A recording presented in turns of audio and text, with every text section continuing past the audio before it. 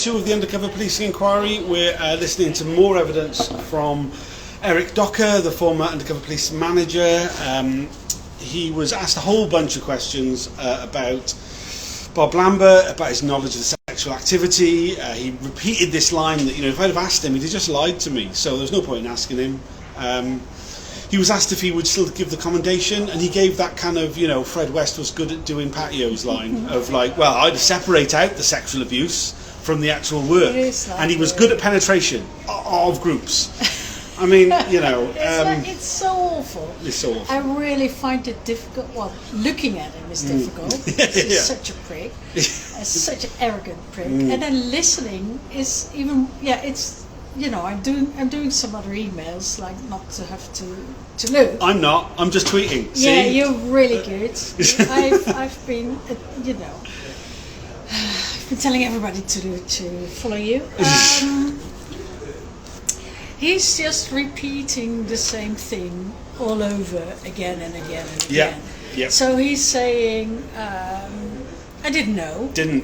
No memory. No memory. They never ever had any banter about women. But they put it in the reports, but they wouldn't have said it out loud. No. When they write down, it would slip out. But when they talked, or were boozing after the meetings, no, never. Never. Even though the standards of the 1980s were different from now. Very different. Different world. Never. So they would write about the attractiveness, not sexual attractiveness. Not sexual.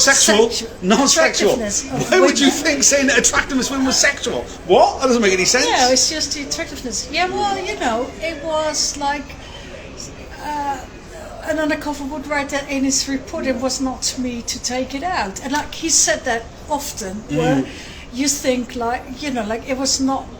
He signed off all the reports before they went through either MI5 or C Squad or wherever. And he said it was not his task to change them, although other managers have told us that, the reports were like written, sanitized or just written down. You didn't do any of that. Wasn't my job, mate. Wasn't my job. No, so it was either below or above his pay grade. And everything was not his job. And stuff that he should have asked, he didn't ask because he knew what the answer would be. So they'd lie. They might as well, they might as well lie. And it's like, how could he not know? Others knew that Bob Lambert had fathered a child, and others knew that he paid an allowance as long as he was an undercover, and that he took care of the child. It must have been. It's just no words. I can't even. Express how could he have not known, because it's such an obvious lie. Yeah, very, very obvious. That it's I can't even, spare time to put words into that. Sure. It's really, really disgusting. I mean, we had a whole section, a report on a 16-year-old girl who was going along to animal rights meetings, basically. And there's a lot about her sex life, about the fact that she had a boyfriend. Squads, that was Liscombe, that was the sleeping in squads business. No, there was the things that she had female friends who were lesbians, and she sometimes had affairs with them. Now there is a name for people who take an interest in people under the age of consent's sexual activity. That name is nonce, right? So without being concerned about any sort of legal ramifications, I can say that both the officer who made the report and the unit at large were nonces. These people are nonces. This man is a fucking nonce. And that is completely legally a fact. And his answer was what? She could have grown into an important animal rights activist. That's why they write everything down. So could babies. This is the same logic. It's the same logic that allows the Israeli occupation forces to shoot children in the head, because one day they're going to become terrorists. It's the same logic. I mean, it's a different setting, but it's the same fucking logic. It's really incredible. And he kind of seems to become more relaxed and sort of. He goes into, it's not just no, I can't remember, but he goes into sort of speeches where he repeats the same all over. I've just seen that JC, John Curtin, has just joined the chat. Okay. He's been mentioned loads. You've been mentioned loads, bro. You're all over this fucking shit. There was one thing he did remember was the visit of the Assistant Commissioner to the SDS safe house. He didn't remember loads of detail about that. Until Barr started asking him questions, because he said, he wrote a briefing for the Assistant Commissioner, so that when he came to the safe house, he could, he could ask a couple of questions of each of the officers, because all the officers were there, full turnout expected, this was a big deal. And he said, what were the questions about? And he said, they were pertinent to each officer's deployment. Was it about training? Oh no, definitely not about training. Oh, was it about, the courts? Oh no, definitely not about the courts. What about the participation in crime? No, definitely not that.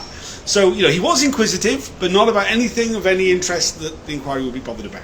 Yeah. I mean, come on, man. No, it's like... And it was a successful visit, yes. Because he got a thank you note. He got he remembers the thank you note. He remembers the letter. Yeah. Yeah. He said in his written statement that this was an insurance policy, so that when the shit hit the fan, as Barr put it, and Docker agreed, that the senior management couldn't hang the unit out to dry and claim they had no knowledge of it, because clearly they did have knowledge of it. Look, they visited. He was asked about this, and he went, "Oh, that was an unfortunate choice of words by me there," and tried to backtrack a bit. Slip, but it's a fucking fact, right? I mean, that's blatantly what it was for. It makes sense as well. Yeah. So, what more to expect? Did we discuss the fact that he was asked if he was still behind the fact that Bob Lambert has been given a commendation? Oh yeah, the commendation. The Fred West joke. Yeah. I mean, he would still give him the commendation today. Yeah, because he could. Yeah. Also, a lot of people have commented he's wearing a Masonic ring on his little finger. Lots of these men have been Masons. We heard Tony Waite last week was asked if he was a Mason. He said he's no longer a Mason, but he used to be. Lambert's a Mason. We talk about the cabal within the unit. It seems they were Freemasons. That's kind of the connection. He can't testify against the brother, so obviously he can't be too critical of any other Freemason. Anything else you want to add? That little ring. I didn't notice that. Well, you're not paying any bloody attention, no, are you? I am. Outrageous. No. I apologise for bringing people on who've just been looking at their holidays and emailing their mates during the hearing. Anything else to add? No, thank you. Okay, we better go back, and it's only a short break. Thanks for joining. I'll do another video at lunchtime with someone who's paying a bit more attention, maybe. We'll see. Cheers for now. Well, thanks for the roast.